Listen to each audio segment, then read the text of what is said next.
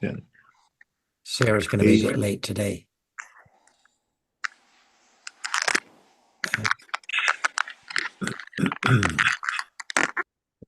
Back in Australia? In Hong Kong right now. Hong Kong. Yes. We're on a trip that after Hong Kong, we'll be going to Hanoi when Ajahn goes there for talks. And then we'll be in Bangkok for a week or so after that. So at the present, we plan to be back in Sydney at the end of September.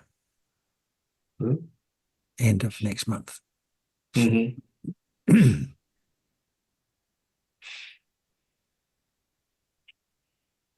just got back from 2 weeks of touring in our RV in Upper Michigan.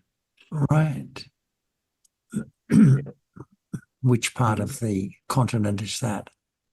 Near the Great Lakes. Oh, okay. Yes, of course. Right. Yeah. And this is the very northern part of Michigan. It's pretty wild. A lot more trees than people. Right. And, okay. Must be very nice then. It is. It's kind of U.S., I'm sure, like Australia, you have pockets of, it's very rural, to be the best description. Yes. And a lot of Australia, we don't just have pockets of rural, we have pockets of civilization when pockets. Actually, that's pretty true. If you look at the U.S., that's really I'm sure. Very true here too. We have huge empty areas. Yep. Yeah. And mainly a bipolar country. Yeah. Most people are on the coasts. Yeah. You're either in the east or the west, and then nobody in the middle except corn and soybeans. Yeah. Right. Huge farms, huge. I'm sure it's true in Australia now. Except Australia is mostly desert. In apart from around the coastal areas. Right. Is that right, Azita? It certainly is, John. I was just thinking when Tom was talking about corn and whatever else it was, up where I am, sugar cane. And more sugar cane and even more sugar cane. Oh, yeah. And also corn. Yeah, we do grow, corn and sweet potato, but mostly sugar cane. That's Beverly's home where she was born. A lot of sugar cane and rice in the former British colony of Guyana. Yeah. Guyana. Yeah. Oh, Guyana. Okay, yeah. Now they've discovered oil. Changed. Crazy. It went from being dirt poor to so much stuff happening. Crazy. Won't be good. Okay, shall we see if Ajahn is here? Ajahn, are you there? Yes. สวัสดีค่ะ everyone. สวัสดีครับ ท่านอาจารย์ สวัสดีครับ สวัสดีครับอาจารย์ครับ สวัสดีครับอาจารย์ สวัสดีครับอาจารย์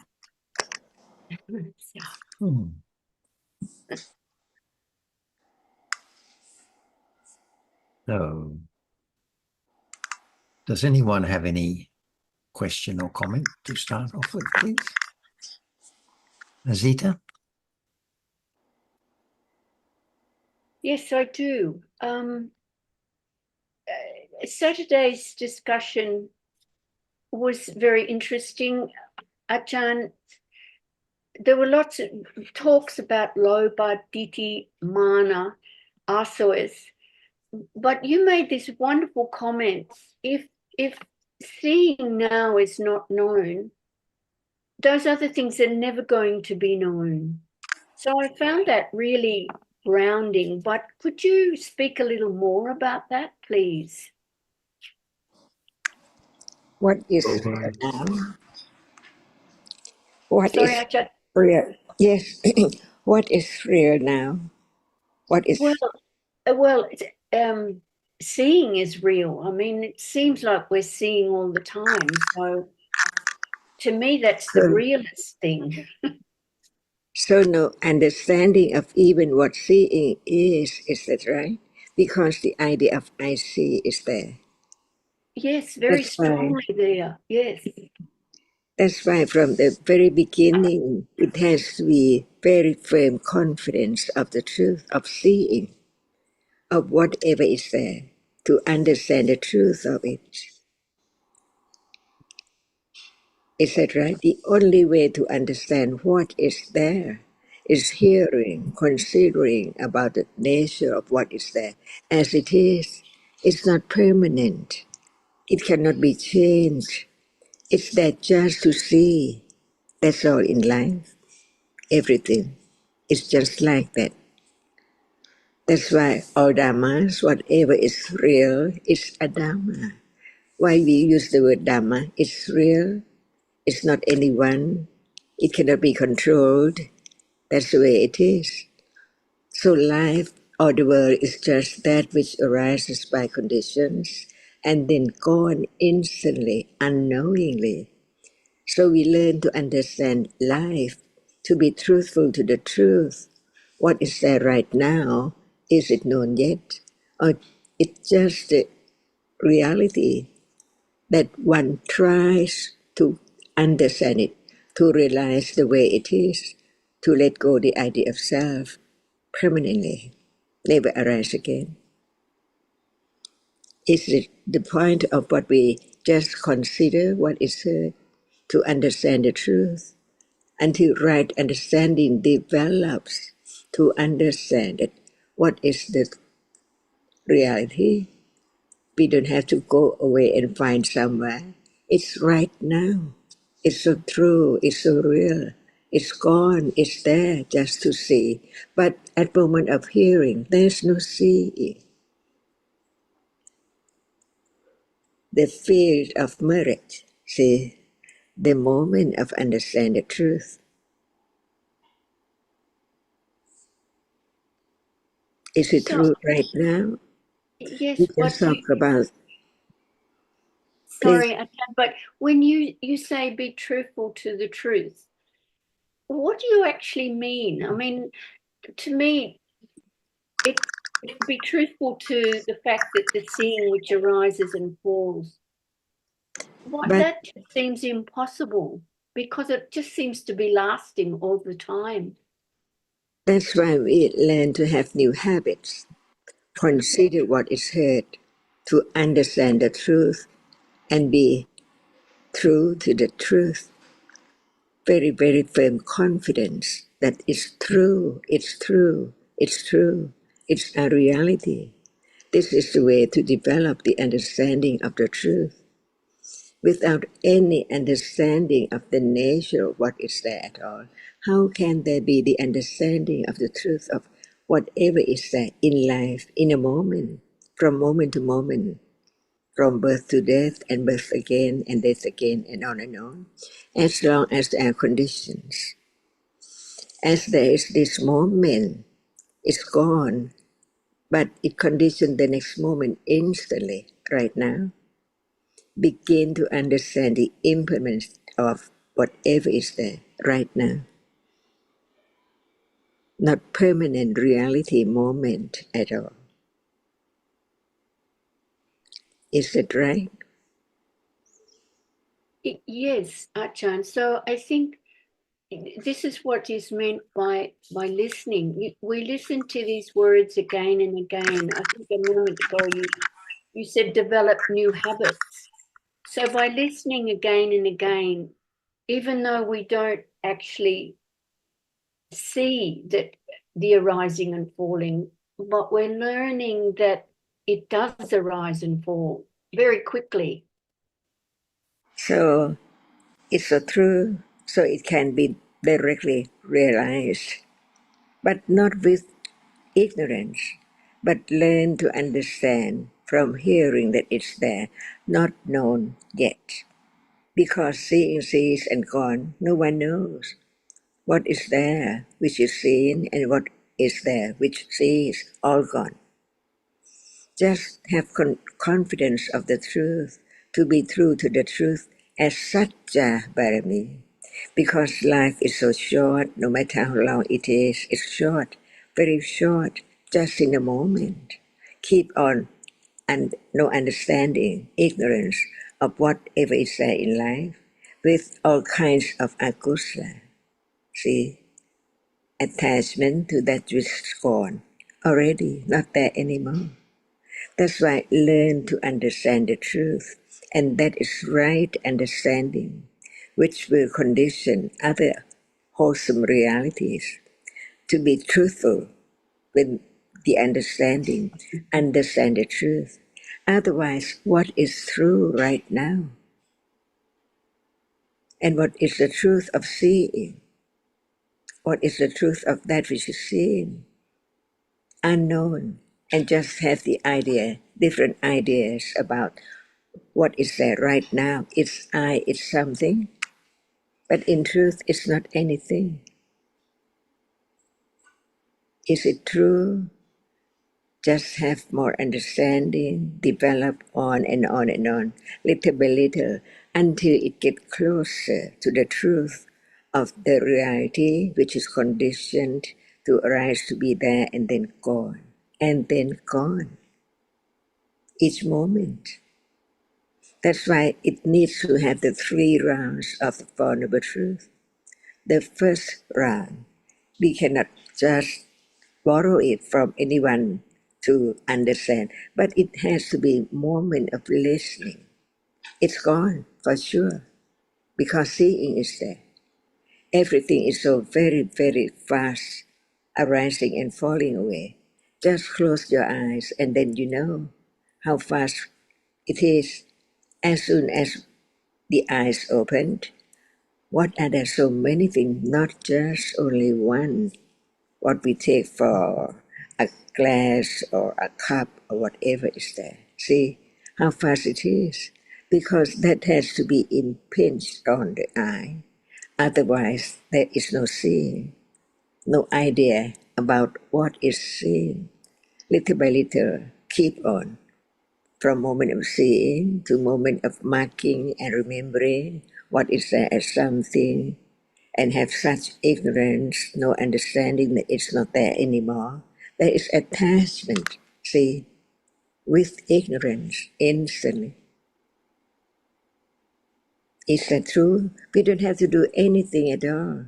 Just consider what is heard about the truth, whether it's true or not. Before seeing, there's no seeing at all. And how come? Seeing, as soon as it's there, it's gone. Right now, while we are speaking, they're seeing, they cannot be together in a moment. Nothing to be done, only understanding develops to understand more, firmer and firmer about the truth and the reality, right understanding, and other realities works its way. At this very moment, Panya is there. It works its way to not let go the understanding, because it's there which can develop Dhammadara. The understanding of the truth is there, not to be forgotten. Even it's not there by condition at the moment, but it's not forgotten. That it's a reality right now, until it's so firm. No need to think about it, but there can be moment of understanding or remembering. It's just a reality. To be truthful to the truth. Is there any moment when there's no Dhamma discussion, no reading about it, no thought about it? It's not moment of understanding at all. Is that right? Yes, That's why Ajahn. yes, please. I think when I'm listening and I really think I understand, but as soon as I'm on doing something else, it's all been forgotten, and it's just me doing something and me talking to other people. So So, that's so natural, I think. yeah, so natural, all dhammas are natural. So it's time to understand what is meant by Dhammadara. Not the word, but in life, understand the truth of what is there. Little by little, Dhammadara, before there can be moment of understanding the nature of that with more and more understanding of the truth, closer and closer to the moment it's there and gone. So natural. And Ajahn, I think we can say that it can't always be in daily life like it is when we are in the midst of a Dhamma discussion, because obviously the attention there is very much on what is being said and considering the meaning of the words we hear, useful reflection. But in daily life, other things are going to take our attention. So it can never be that everything seems as focused, if you like, as when we are listening to a Dhamma discussion. However, the effect of the understanding that accumulates is there, whether we're conscious of it or not. So what has been understood at whatever time has its effect in daily life. May not be directly noticeable, but there would be a difference between that daily life mode now to the daily life mode of several years ago, for example. Yes, that's the way to letting go.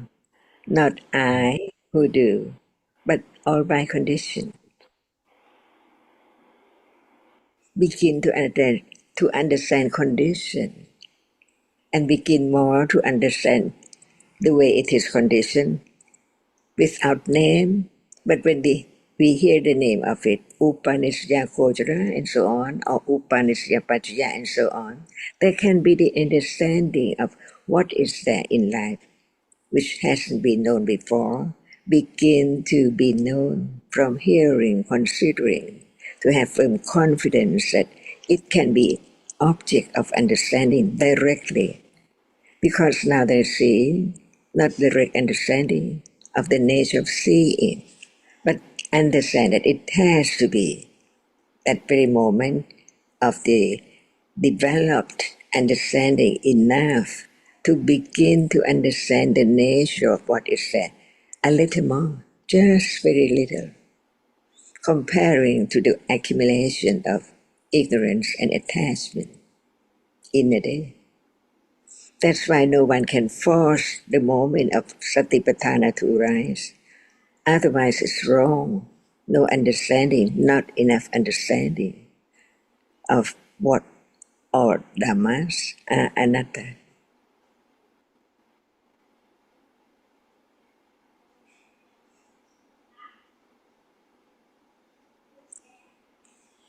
I'm always surprised at how quickly it gets forgotten in a day.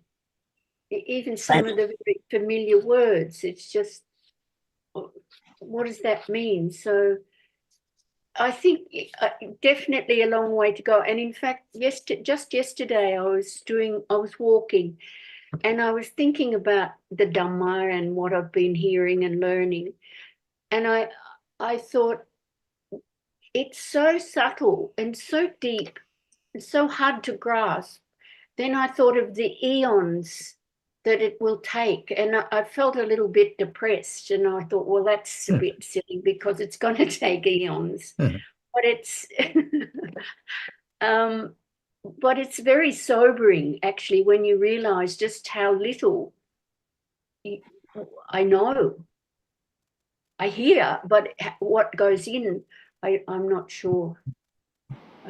Like we say, I you know, think the reflection in daily life is not going to be the same as, you know, we may not in daily life ever think of Upanishya Gochara, for example.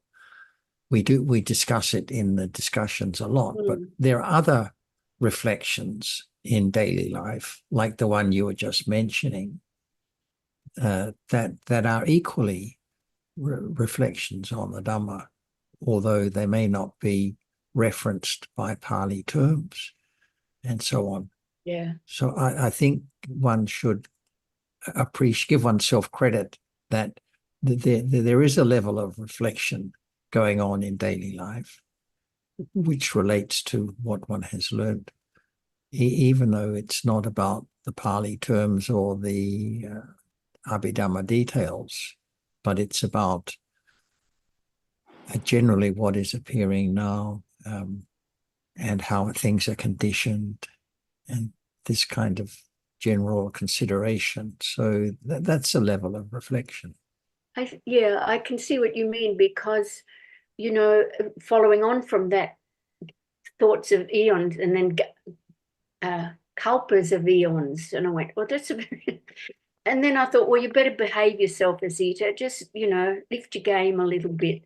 So it does, you know, and there's reminders of just be kind to people, which is a big one for me at the moment, just to be kind and friendly.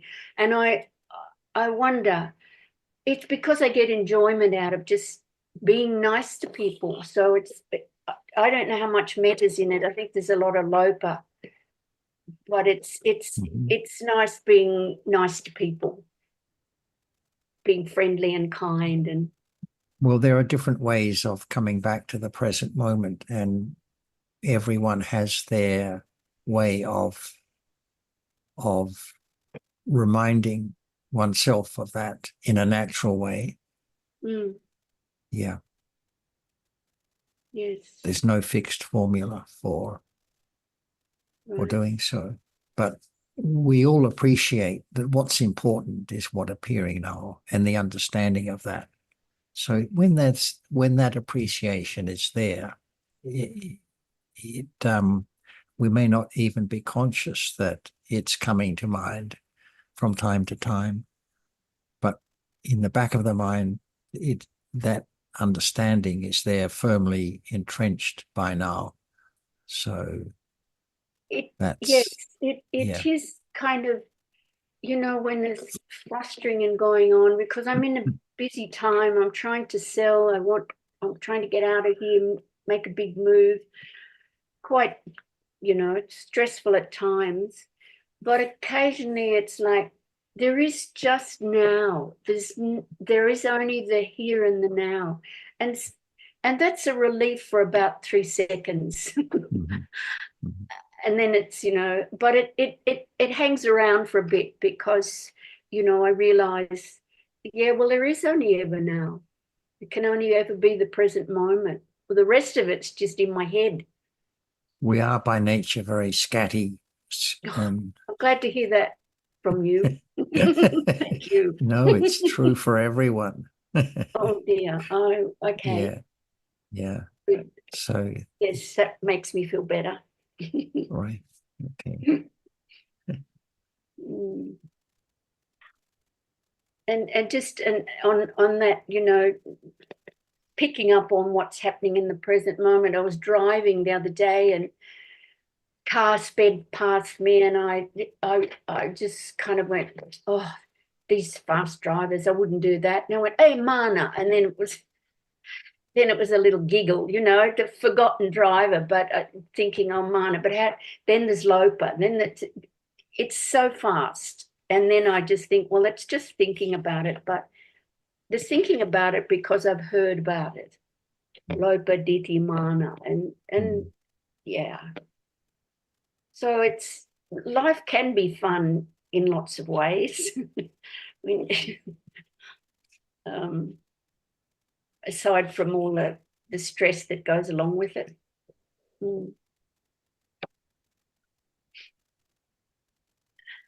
Okay, I'll give somebody else a chance. Well, feel free to keep going. I don't know if anyone else is ready to chip in. Anne? Good. Azita, what you were saying reminds me a bit about a conversation, a discussion I had with the John on Zoom. I don't know how long ago, maybe even a couple of years ago, but I was talking about accepting things, accepting about what's happening and this kind of thing, and you know, not getting so flustered about it, or sort of accepting, okay, this is the way it's going to be. And then a John at one point said, who is doing the accepting? I thought, oh gosh. Yes, and that you know, that one struck me hard, and it comes out in my mind quite frequently that it is so hard. Well, it is so unnatural until there's a lot of understanding to be able to well, this one was good, accepting. So who's accepting? Is there's so much I everywhere. And well, I find I don't think that nearly as much. I don't know, maybe from time to time, there's more reflection on what's I think happening. Ajahn point is that it's really only understanding that can do the accepting. So That's right. That's we right. might appreciate the importance of being more accepting, but we can't do anything about it. Oh, right. The understanding could do it. That's a good way to put it, Jonathan. Yeah. Thank you. Yeah, that's a good point, Anne. Thank you. Very good. And I think, you know, that I have to remember there's eons and eons of accumulating ignorance and attachment. And so that's not going to disappear in a hurry.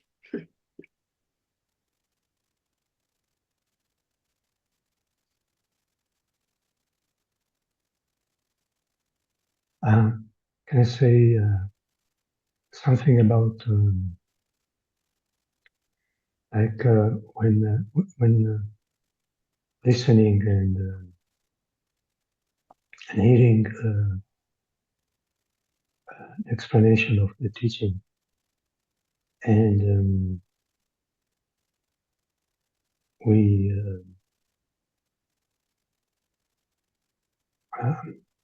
well, I'm not sure it's a nice thing to say, but I feel like when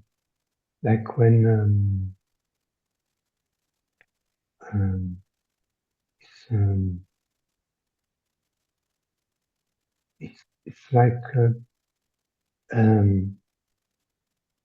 being fed like very some very nice food, you know, like I can think about like very special food and very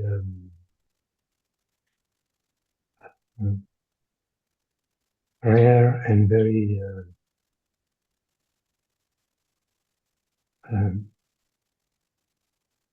very nice. Anyway, and you know, but we are not used to eat this food, and we just kind of gulp it down and not even chew it, and That's great. that's the way I Sorry, feel. that's a really good vision, Alberta. Yeah, I'm appreciating that. It's good. Yeah, but that's the way we are. I mean, we cannot like really appreciate the teachings basically, and well, or very lower level than and the exposition is made. The exposition is really good, but the And then trying to describe that taste to somebody else is really difficult. because there's not enough understanding, you know. I always get it a little bit wrong, or, you know, yeah, I find it difficult sometimes to pass on the Dhamma to other people. Maybe, yeah, not much accumulations for passing it on, just gulping it down, as you say. I'm afraid I sort of missed something about what Alberto was saying. Azita, would you mind summarizing what you heard? Thanks. He was likening listening to Dhamma, which is, you know, it's rare. It's like having really good food and that you very rarely eat. So you just gulp it down and then you've forgotten about the taste. And I was just adding to it that, yeah, you can't even describe it to somebody else because you haven't had enough taste to describe the taste to somebody else.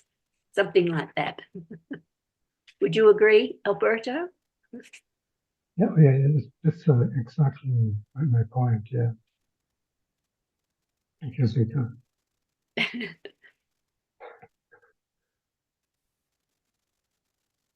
It's the way it is. It's not much to worry about or be judgmental or expecting more or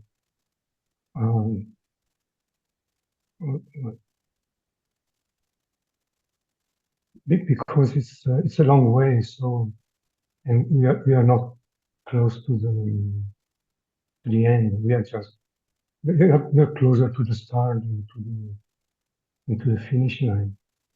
And so we shouldn't be too harsh with ourselves because of not being close to the finish line. Because it's a long way, so be patient. Can't not much. We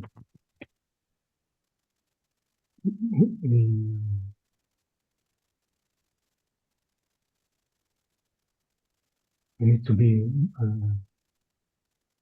more accepting, not having acceptance of the reality, or not having understanding of the reality. This I think one comment of Achan, just listen again and again and again. And I think that's a good comment. You know, really listen and contemplate, not just listen and that's it, but, you know, not just gulp the food down, but chew it and really taste it, really contemplate the flavors of what we're listening to. Yeah. this España chewing and tasting, but without it, it's just not enough. I'd like to add one other comment on this general. Sorry to interrupt you, Alberto. Go on. No, I finished. That also the important thing is not how much our behavior has changed, but how much reflection there is on the Dhamma as taught by the Buddha. So we tend to be, what's the term, results oriented in our application, if you like, of what is learnt. And we think that it's very important to have more understanding and that of this and that, of realities, of course. But the actual condition for that is just to consider more the meaning of what the Buddha has said without worrying about whether it's bringing direct understanding of any kind. and certainly in terms of our habits and behavior. Right, I was going to We shouldn't say be that, too yeah. concerned about the fact that there doesn't seem to be any great change there. Yeah, that's a good point, John. Very good. Yeah, because it's usually an eye that's looking for results, isn't it? Yes. Or it's just Yeah. the reflection, and if the reflection can come quite unexpectedly in any situation. I mean, I'm sure that no matter how you see it, Azita, that you do reflect a lot. Oops. Sarah's I do.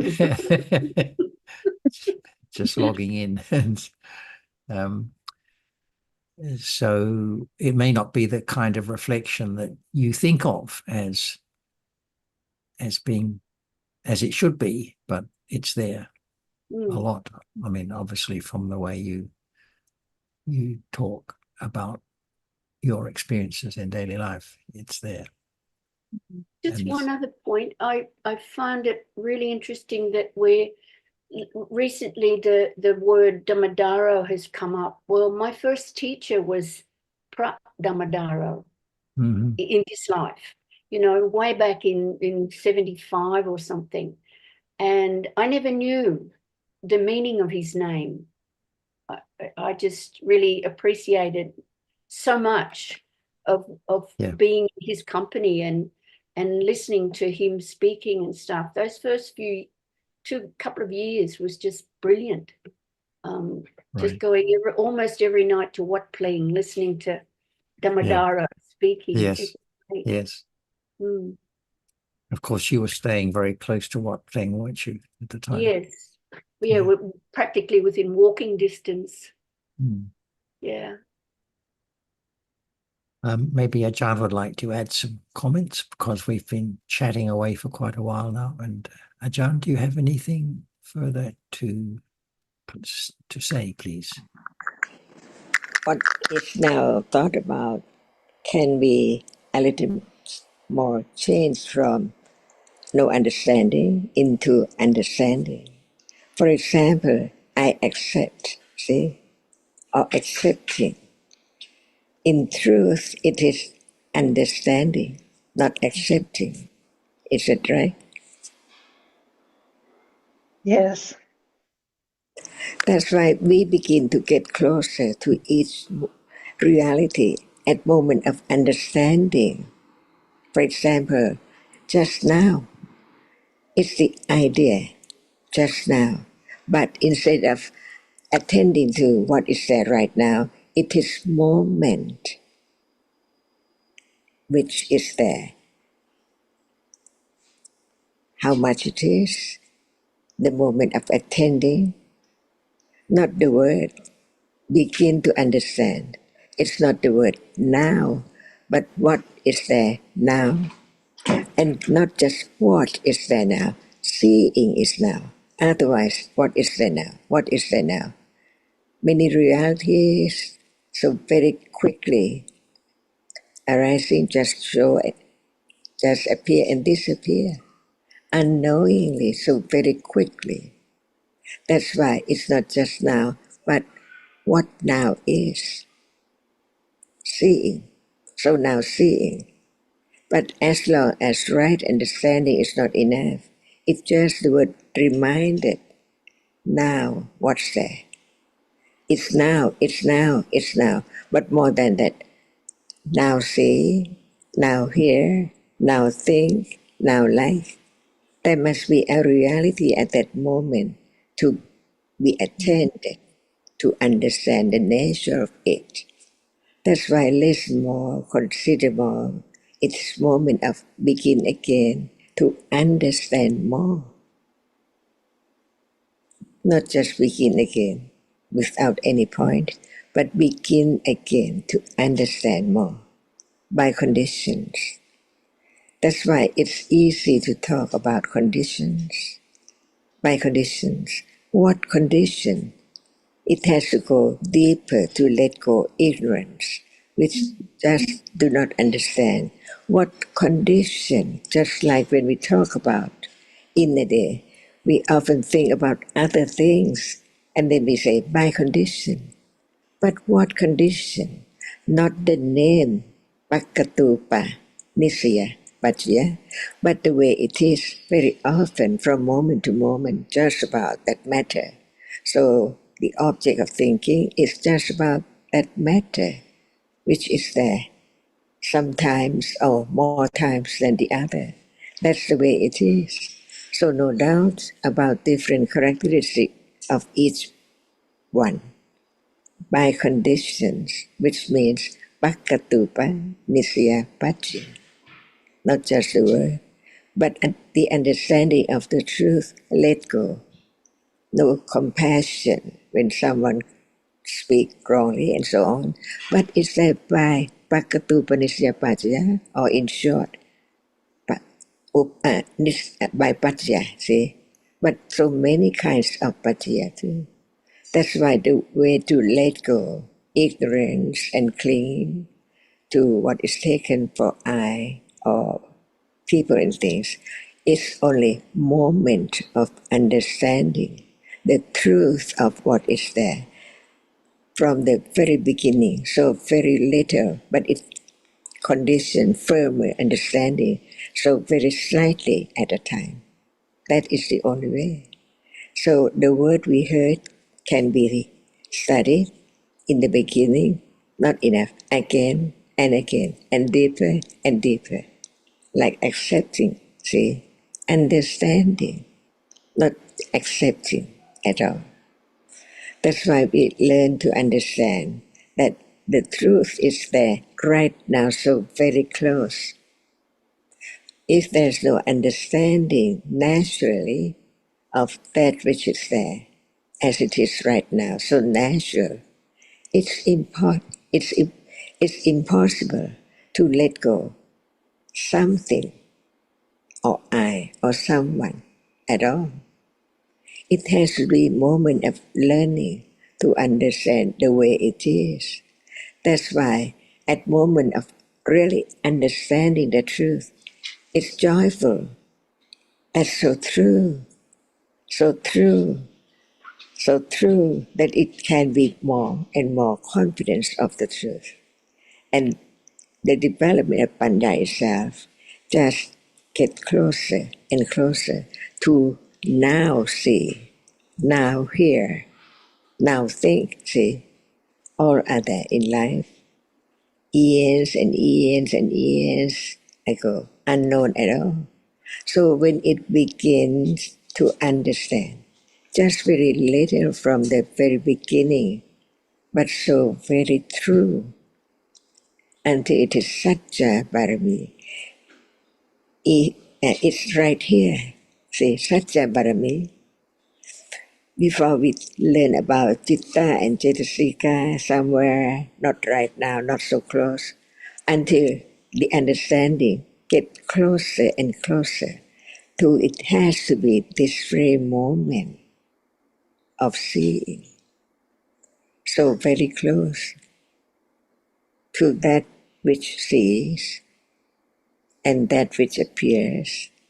So how far it will take to get closer to the truth, depending on understanding a little more of what we heard, thought about, and understood, little by little.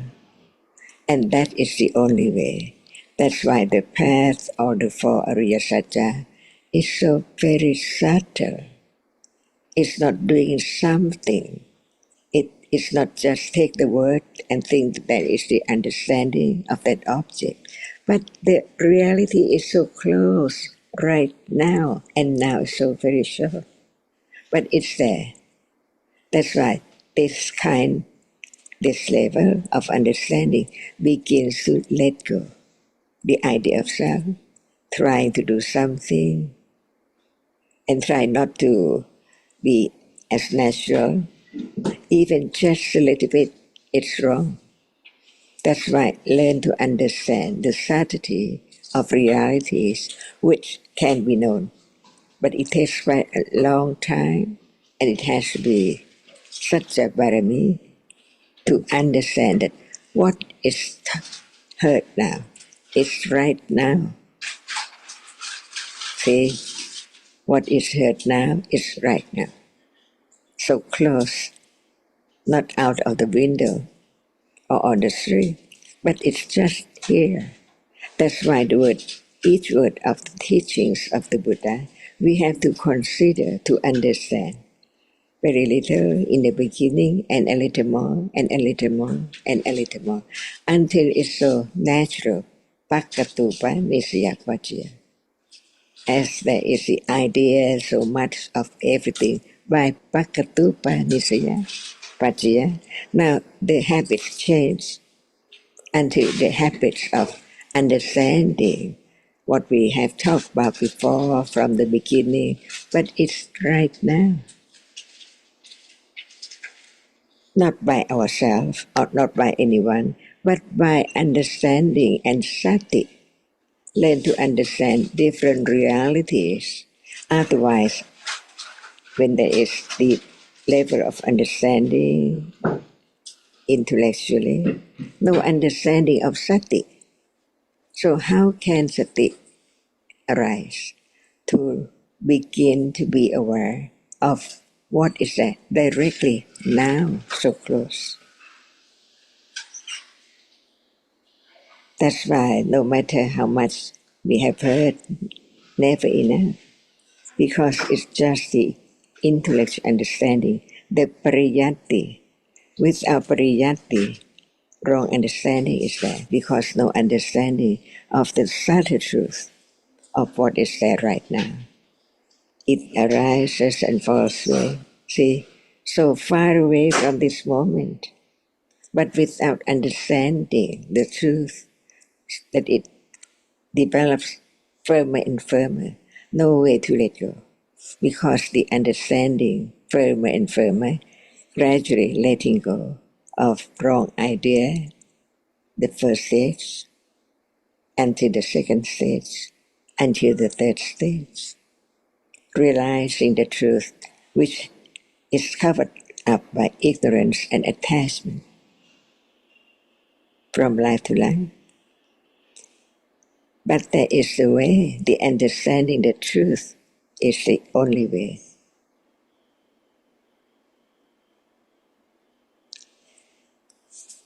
Is it joy to understand the truth? Very little, deeper, a little more, a little more. That's the path, letting go, ignorance and attachment, the only way.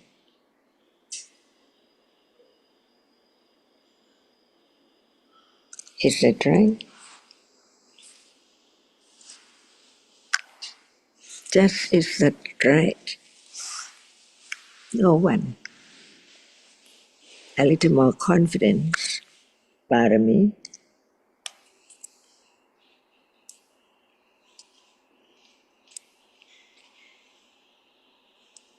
Yes, Achan, I can see, the start of that paticca samuppada, it's ignorance.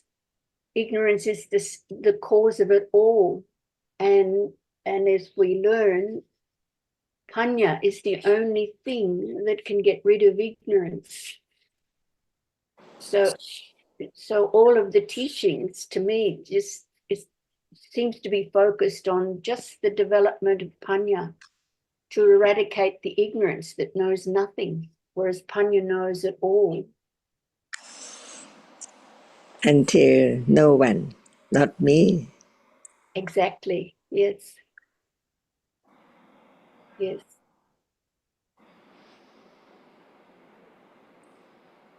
Otherwise, how can ignorance, attachment, at level of wrong understanding be eradicated? Cannot. It has to be very natural reality right now.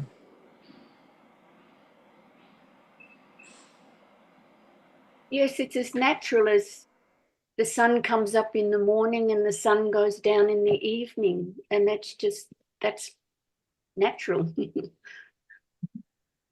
Natural seeing, Natural seeing. natural thinking. Yeah. Yes.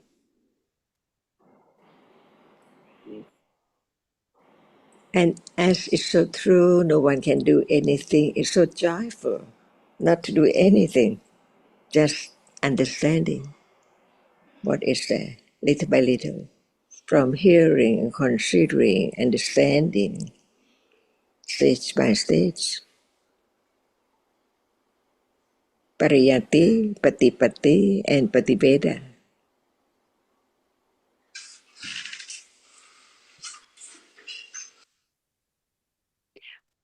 I think I can also understand why the homeless life it would have been very a good place to go to. Well, what am I trying to say? The homeless life is free of all of the things that we have to deal with in our daily life. But I think it's not a case of just packing up and going and living in the bush. No, because that's wrong. It has to come from that very natural place that there's that Panya understands that there's no need for all of this. I don't know if I'm saying it clearly because I'm not quite sure what I'm saying, but I think I understand why, back during Buddha's time, why the homeless life was so welcome place to be. I think on one level it's easy to see that there's a lot about the household life that is a waste of time and superfluous and doesn't have any useful purpose or function really. But then the accumulated tendency that clings to the household life is another thing. So it's not rational. And one can be rational about possessions and creature comforts. But the fact is that the tendency to want to enjoy them is still there. So the homeless life is only for the person who finds the household life dusty and crowded, not for the who can see that it doesn't have anything useful to say for itself, but it's still got the tendency to want to live that way. And I understand what you're saying because, some of the discussions that have been going on over the last few weeks that monks living, homeless lives, but I think it'd be really difficult if you didn't have those accumulations and just think, oh, I'm getting out of this household life and go live, secluded and stuff. If the accumulations aren't there, it would be horrible. It would be really difficult. And what about all the attachment to escaping from people, to being in the bush or the forest and not having to take care of daily affairs as usual? So the seclusion the Buddha talked about is at this moment, the living alone, the living without attachment, because there's seeing here, there's hearing now, just like in the forest, just like anywhere. But what about the clinging? So the true seclusion before the Buddha's time, everyone knew about living alone in the forest, but no understanding of the mental viveka, the giving up of clinging, the giving up of the idea of self. So that's why again and again the Buddha talked about it's not about being in the forest following attachment, but what about in the marketplace without attachment? That is true seclusion. So it always comes back to this moment. Otherwise, one's just living in a fantasy, thinking the other place or the quiet place or this or that is the better one to be.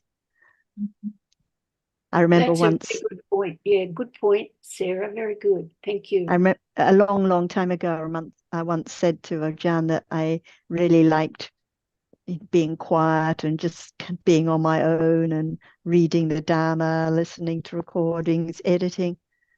And she said, so much attachment. It is so much attachment all the time to being in a certain place, to being on one's own, to not having to be bothered with the hustle and bustle in the market and so on. But what about the seclusion at this moment, any moment? Otherwise, one's just lost in those stories all over again about a better place, a quiet place. The problem there is that I live with a Zeta. She's really, really difficult.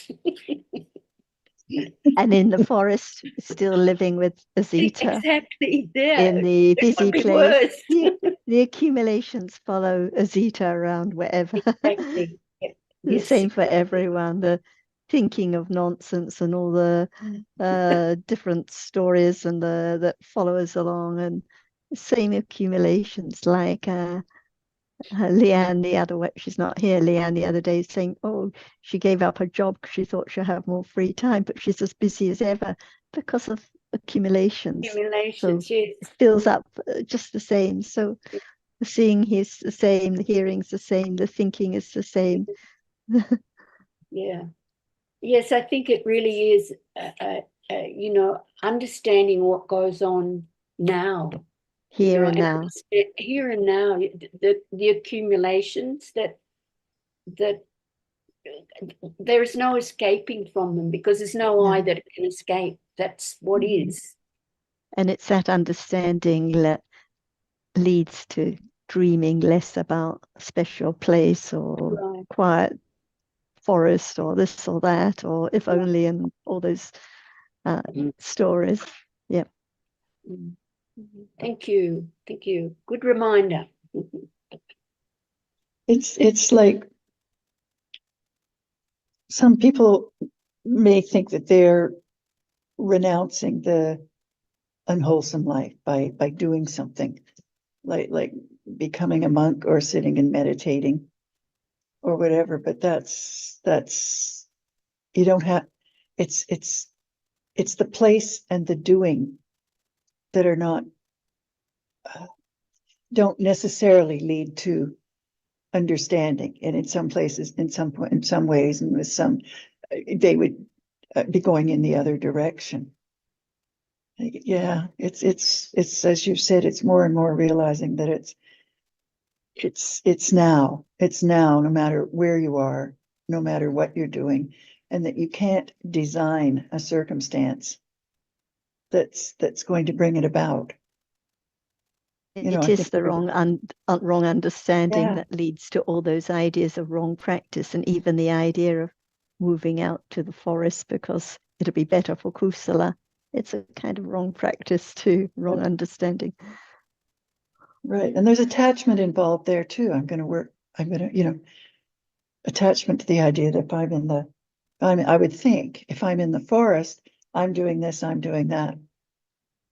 It'll be easier to have metta. It'll be easier to, yes, not cling or not get angry because I won't be around people and so on. Sure, that one can work oneself up into a state in the forest just as well as sitting in the market.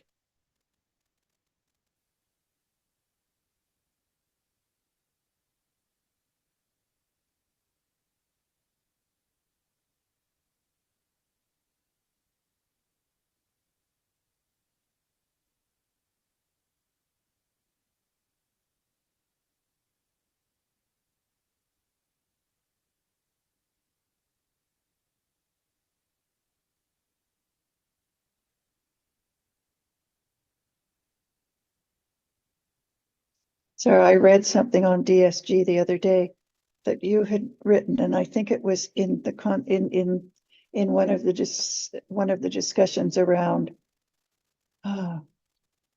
contemplation, I'm sorry, I wanted to bring it up, but I haven't been able to relocate it. I'll have to look. It had to do with, maybe you can remember. No, I'm sorry. I'd be saying it wrong if I tried to say it. I will look for it though, because it was interesting. It was more than interesting. It was thought provoking. Sorry, I don't have it right now.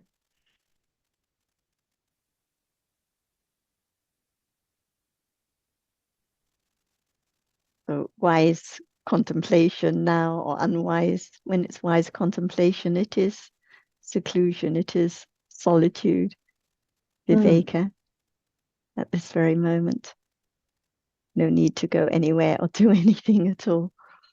No one to do anything. Like Ajahn just said, it's so joyful. Nothing to be done at all, because the seeing is here and now. The contemplating is here and now, all by conditions. And I think just as I was arriving late, Azita had made a comment, because Jonathan made a note about how it's all so quickly forgotten afterwards. But that's how it is. If one's bothered about it or concerned about it, then it's I again. So if there's attachment now, thinking about peace and quiet with the clinging, okay, it's just conditioned that way and gone. If one's thinking, oh, I've forgotten what was discussed in the earlier in the Zoom, okay, just thinking that's conditioned and then gone. Dhamma, just the way it is. There are, when I was hearing the word joy and joy being discussed earlier with regard to deeper and deeper understanding of the Dhamma, particularly with regard to there's nothing to do. Just understanding will do its job. And I got thinking, I would think that sense of joy in truly understanding the present moment and the characteristics of anicca, dukkha, and anatta must be unimaginable for us. Unimaginable. But even for us, we can see how it grows, it develops, the more letting go, the more confidence in the right path, the more understanding, the more relaxed, the more joyful it is. No, one's not influenced by any wrong ideas. And as Ajahn was discussing last time, more patience if someone speaks harshly or tries to stop our study of the Dhamma or sharing, then confidence to continue on, confidence in what is most useful in life, no matter what is said. And that is, it's very joyful just to have a little more confidence, more letting go, and for the understanding to develop on and on. But like you say, unimaginable, the joy of the one who has highly developed understanding, enlightenment, unimaginable. Yeah. And I think it can be noticeable too in what is, as you said, the confidence, the level of confidence, and you know, and I suppose one level is, shouldn't say level, is not being interested in searching elsewhere for other answers, other things, just, you know, confidence in this is the path, as difficult as it is. But without confidence in it, it can't be. I would think it would be almost impossible for understanding to develop if confidence doesn't develop along with it. Yes, I think about the early days when I was studying Buddhism and before I heard Ajahn, and how I was always looking and searching for things when I was studying psychology and studying this and studying religions. But then since that time, no interest in any other Right. philosophy or idea, and just confidence in what is the right path, and so precious. That Yes, is Very if fortunate. there wasn't What the is such a confidence, comfort there, and relief. You say that's such a comfort and relief, isn't it? and if there wasn't the confidence, there wouldn't be the patience to allow Right. the path to develop in its own good time. Mm-hmm.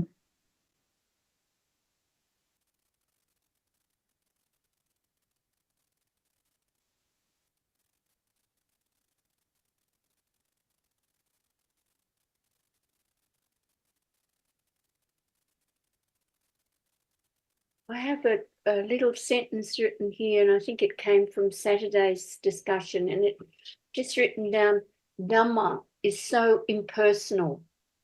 And I thought that was quite good, because the realities are not self. There's no self to be found in any of these realities. So that's what I took to mean impersonal. Realities arise and pass away, on and on and on. And there is no one who can control any of it. So that was, to me, that was an important little reminder. In fact, I've underlined it because I thought it was a really important little comment. Hearing it from you now, and it is the first time I've heard it, and it's such a wonderful comment. It's so much the not me and the not I, and no reason for lopa. It's lopa No, there's that no makes reason, it but personal. Lopa arises, doesn't it? Lopa, and Dosa, Yeah, and yeah. Mana, and Diti, and all of those Yeah. Jitasi, Yeah, they I was gonna arise. say the mana because- too. It's very, Yeah, yeah. it likes the eye. The idea. Mm. And it's interesting to note that Mana is the very last to be eradicated at Arahatship. When one becomes Arahata, Mana disappears. It's amazing. So it's pretty well entrenched. Mhm. And even say entrenched where? Entrenched in me. Mhm. Entrenched is another kind of, it's there when it arises, it's there, and then it's one of the asavas. Yeah. No, It's it's not mana. an I don't. asava. I think it's Anusaya. yeah. Anusaya, yeah. Anusaya, yeah, this, Yeah, but Diti is the asava. right, yeah. Yeah.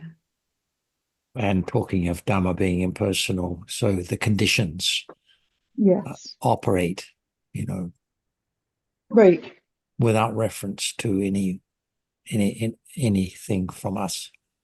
Yeah. Mm. Yeah, that's true. And I just did a search on my recent messages for Sarah and contemplation, and that you were referring to. And I think that what you're referring to was, I quoted from the Visuddhimagga. I was having a discussion with a friend about the meaning of the parinyas, the understanding that arises in between the vipassana jnanas, and it uses the word contemplating quite a lot in the translation, like contemplating the rise and fall, contemplating the characteristics, contemplating formations as impermanent. Man abandons the perception of permanence.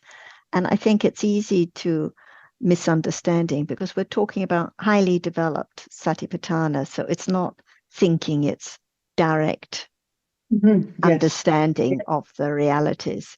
So only after having developed the first couple of vipassana jnanas or a third one, can there be the direct understanding of what is meant by the impermanence of reality? So we're talking about highly developed understanding and the understanding that arises in between the Vipassana jnanas, applying the understanding that has been attained to other realities. So I think this is what was being referred to. Perhaps that was what you picked up on. It's actually not, Sarah, but it's, I appreciate hearing it. No, the word contemplating comes in quite often in translations. Yes, it does. Exactly. No, I will have to. I searched for it a bit earlier and I wasn't getting there, but I will do my best and have one for you next week. Contemplation.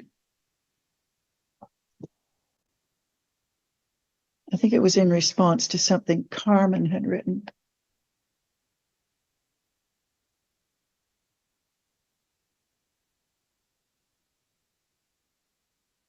I'm sorry, I don't even remember it well enough to try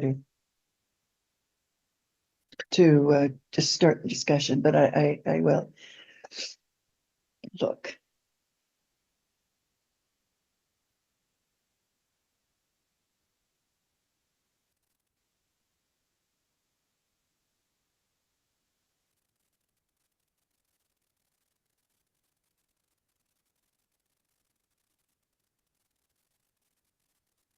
I always find it interesting, useful to listen to Ajahn and you and John talking about, I guess particularly Ajahn, how I guess it's the subtle development of understanding and how slowly the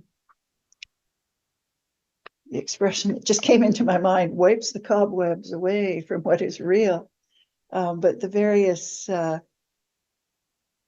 think it's too easy to think that understanding can develop in, well, distinct steps or particular order, but it really is very organic in the way that it happens, in that understanding leads its own way. It takes its own direction according to conditions. I don't think I'm making that very clear, am I? Also, it can be imperceptible, as we've mentioned before. Yes, that too. This is, I think what you're getting at when you say organic, it happens without one really being aware that it's happening. That's right. That's right. And slowly, little by little.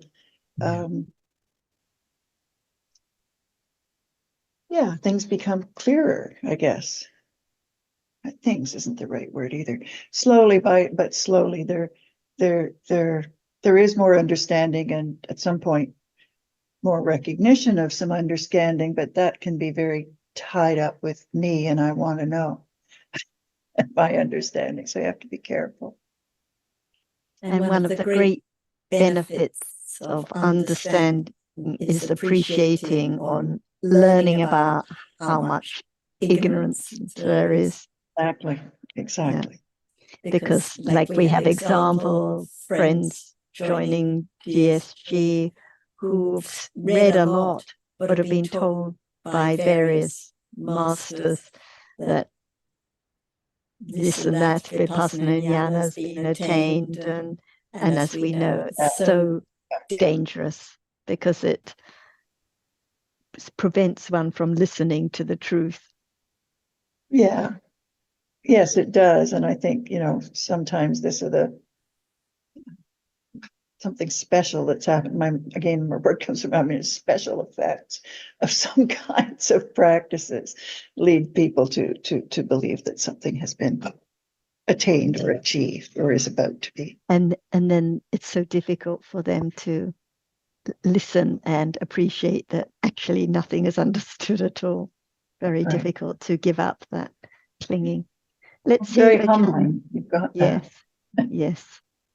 And that's why it takes patience and courage to give up all those wrong ideas and the wrong path and so on. It's not a lot of time left. Let's see if Ajahn would like to add comments to any of the topics.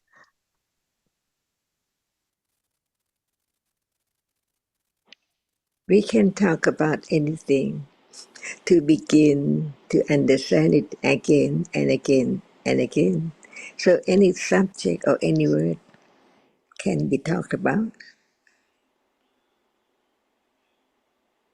They are subtle, but they can be learned little by little until one appears at a time to be object of understanding the characteristic of only that which appears. See?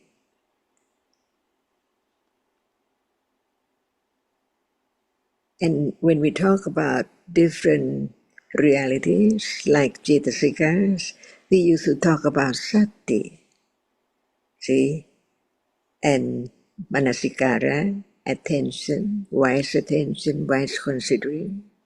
But we learn a little more about what are they that no one knows. For example, Cetasika, see, Vittaka Cetasika, Vichara Cetasika, Phassa Cetasika, Sanya Cetasika, we know some of them because it's there to be recognized. Like attachment, it's there, we know. But the nature of other reality as Bodhi Pakiyadhamma, it has to be learned because no understanding enough to be the practice of conditions to realize the truth. For example, there is sati and there is satta and then is viriya and so on. It seems like if we haven't heard at all, who knows that it's there? For example, satta arises with all kinds of wholesome moments. But what is it? Different from sati, satta, viriya, sati, samadhi, panya.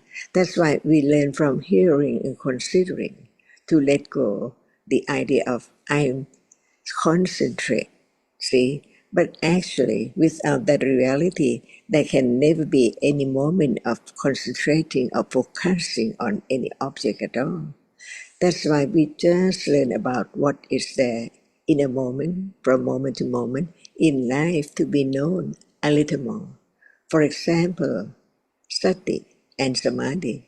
See, we just use the term like we understand it deeper enough, but in truth, even now, is there sati? Is not known. That's why beginning to understand the subtlety of all kinds of reality, which if Buddha didn't teach it, who can know it? Like samadhi and sati. Are they different?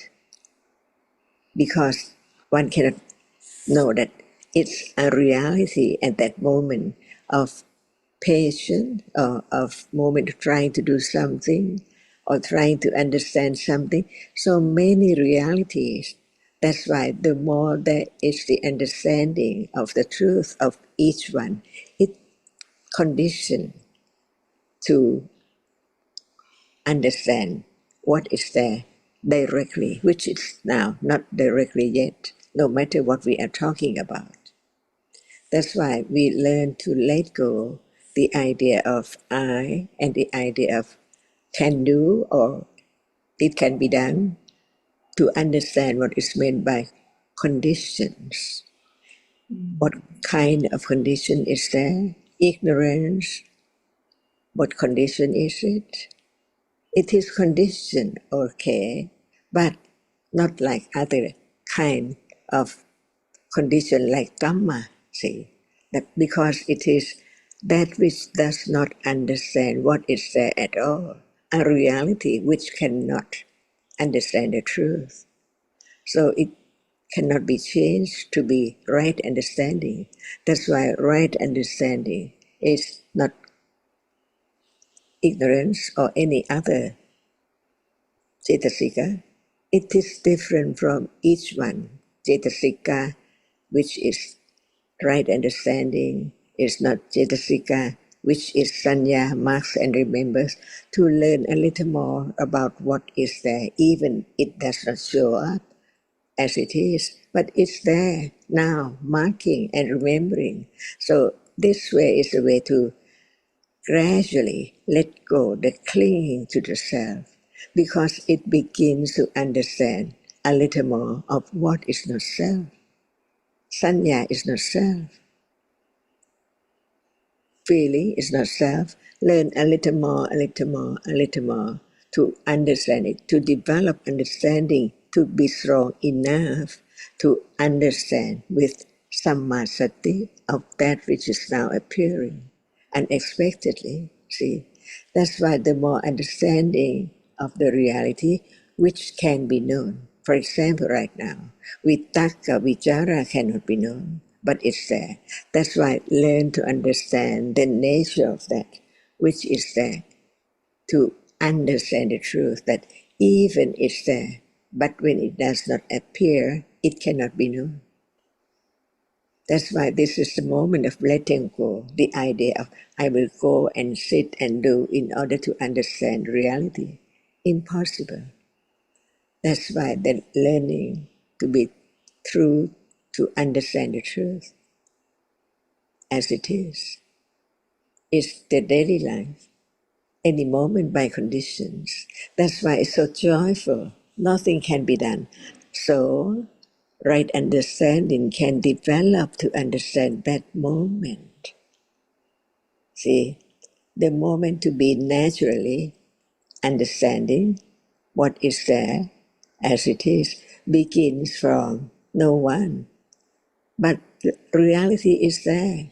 It is talked about many, many times until it develops on and on and on to be more confident of the natural realities as that which can be known. Because it's there, so natural by conditions. Understanding the words of the teaching, no matter what about, they condition the understanding to grow, to be a little more firmer and firmer and firmer, that's all. Joyful. It's so natural right now. One can smile by conditions or laugh or whatever is there. That's the only way to understand the truth. All dhammas are anatta. So natural.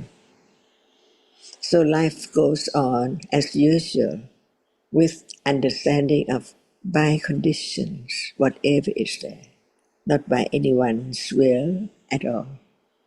No one can make anything arise at all, but because there's no one, they are only different characteristics of different realities appearing. So, but so many realities are there, do not appear to be known. So just understand that which appears.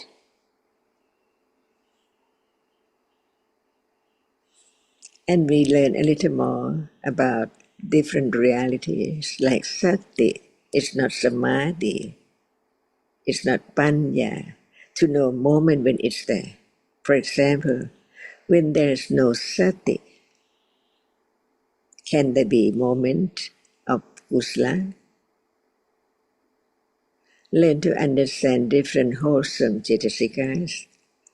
Each reality which is wholesome performs its function as in the wholesome manners.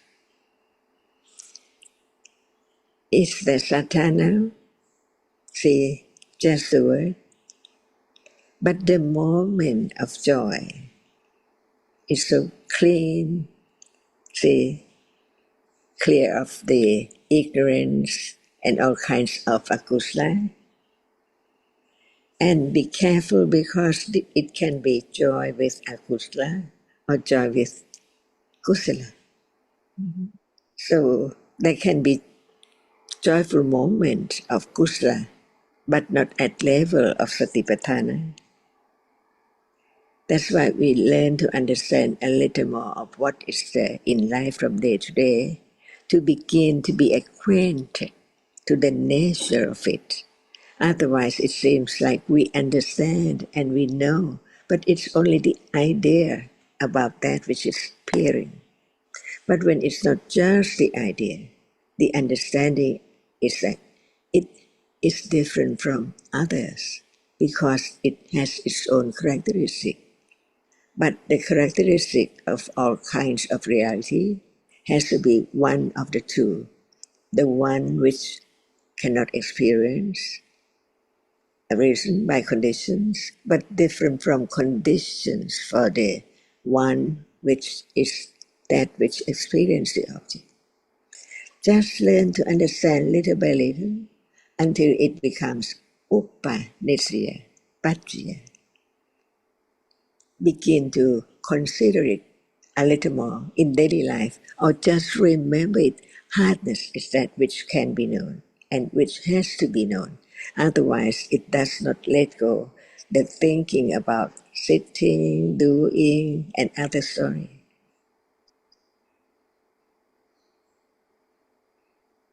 Just listen a little more of the truth in the day and begin to be truthful to the truth. And that's the way to let go ignorance and attachment and wrong understanding. Because understanding the truth, without understanding the truth of what is there, how can there be letting go the idea of self or something impossible? And this is the way to let go. Joyfully. See, understanding is there. And understanding does not hurt and it does not harm anything at all. Even citta, when it's there, it's clear and clean, no akusala arising at that moment. Any moment of kusala, it's not anyone, because there are many wholesome cetasikas arising to condition that very moment of kusala. Even just few words, little by little, developed, it begin to understand what is that in life, in words, by way of thinking, considering, or not at all yet, but it can begin by conditions, understanding, considering a little more. Conditions so natural understanding of a reality as it has been heard so long, a lot about it, before it can be conditioned to understand the moment of very natural reality right now. So natural, gone, natural.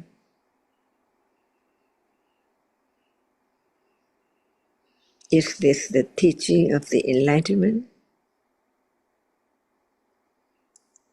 about the Four Noble Truths, about the path, the way to realize the truth of this very moment? Not now, but when there are enough conditions. Letting go, I can do or I will do, all depends on conditions.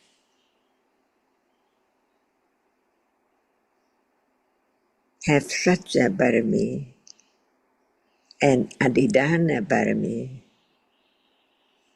and Viriya Barami is there and Kanti Barami. No matter how long it will take, more than eons and eons, life or time or moment, but that is the way because there is understanding. Begin to understanding the nature of what is there as it's gone. But before realizing the moment when it's there and gone by nimitta, there must be the understanding of different realities which is there to be known. For example, at moment of attachment, very great pleasure is there to be known because it's so true. Otherwise, what else can be known in life if it's not what is there now?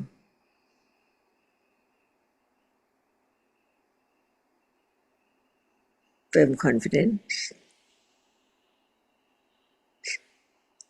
That's the way. Beginning, developing, joyful. Otherwise, it's in the dark. Even now, it seems like we are in the light, but in truth, so dark. Even moment of thinking is dark, moment of hearing is dark, in darkness. And darker than that is no understanding of the truth that it's not there anymore, gone already, from moment to moment. Otherwise, there will not be tomorrow if this moment is not gone at all, from moment to moment. No one but the way it is, Dhamma, Anatta, the circle of birth and death, whose like karma, condition vipaka, and whose, see, life is just samsara. Kilesa, karma, vipaka, and kilesa again, when karma is, when vipaka is there, since there now, kilesa again, karma again.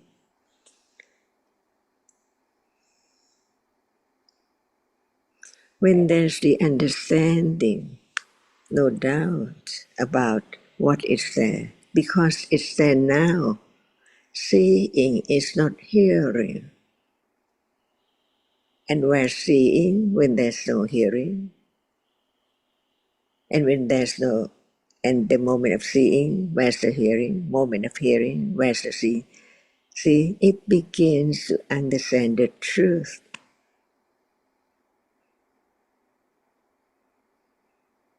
Wake up from sleep and dream about that which is not true, but it appears as something and someone because no understanding of the truth, which is so very deep.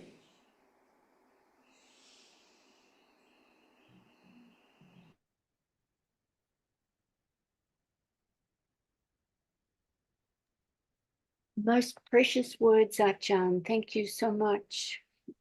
So many good reminders. Thank you. Thank you. It's always so beneficial and wonderful to hear. So true.